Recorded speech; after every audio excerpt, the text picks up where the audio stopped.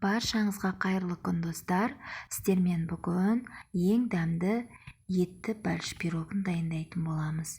Пирогымыз бір жасағаннан дәмі керемет болып, жұп-жұмсақ болып, қамыры ерекше болып жасалынады.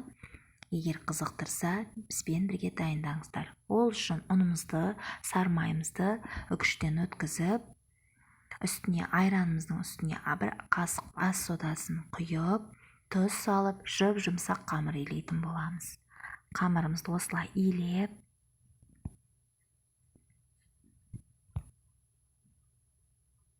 салафанымызға салып, тоңазытқышқа 1 сағатқа қойып алатын боламыз.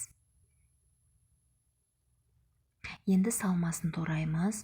Картобымызды турап, бөліктерге кесіп, жуамызды да осылай турап аламыз.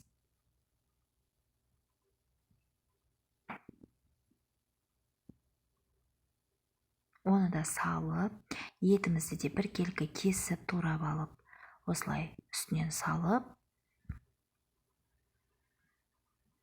тұз салып, бұрыш салып, жақсылап араластырамыз.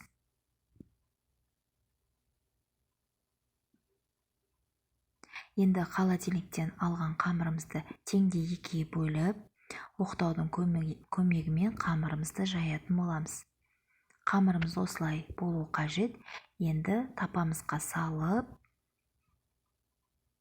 қамырымызды жайып, үстіне салмасын саламыз.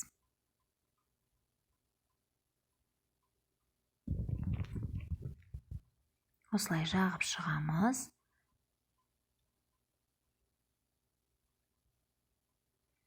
Енді астыңғы қамырымыздан үстіңгі қамырымыз кішірек болу қажет.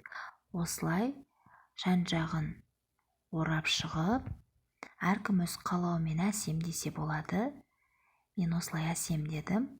Үстіне сүт жағып, жұмыртқа жақсаңыздар да, сармай жақсаңыздар да қызарып шығатын болады.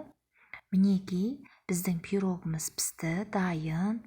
Өте дәмі керемет болып, қамырының өзі ерекше болып шығады.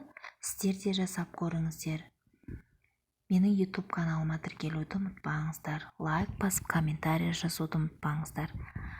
Ас болсын сіздерге де.